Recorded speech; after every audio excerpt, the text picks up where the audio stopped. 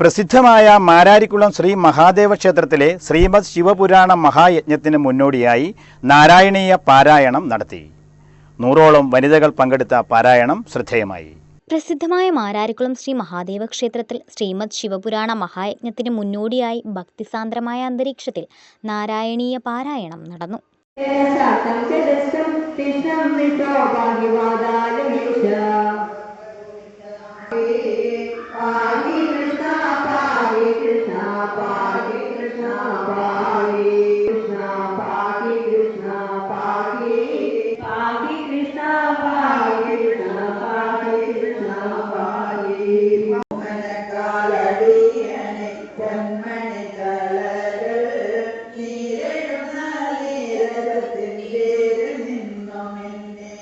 പക്ഷപാത സമാഭൂഷ പക്ഷപാത നാട്യം പാഹി കൃഷ്ണ പാഹി കൃഷ്ണ പാഹി കൃഷ്ണ പാഹി പാഹി കൃഷ്ണ പാഹി കൃഷ്ണ പാഹി കൃഷ്ണ പാഹി കൃഷ്ണ പാഹി കൃഷ്ണ പാഹി.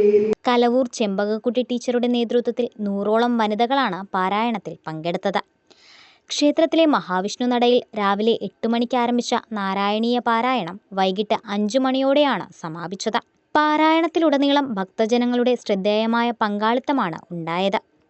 ആണ്ടുപിറപ്പിനോടനുബന്ധിച്ച് ക്ഷേത്രത്തിൽ വെള്ളിയാഴ്ച മുതൽ ഓഗസ്റ്റ് 17 വരെ ശ്രീമദ് ശിവപുരാണ മഹായജ്ഞം നടക്കും. യജ്ഞത്തോടനുബന്ധിച്ച് പാർവതീദേവിക്ക് 7 ദിവസങ്ങളിലായി വിശേഷാൽ സ്വയംവര പാർവതീ പൂജ, വടക്കനപ്പന് ദശാവതാര ചാർത്ത, മഹാദേവന് ചിങ്ങം 1-ാം തീയതി ലക്ഷാർച്ചന എന്നിവയും നടക്കും.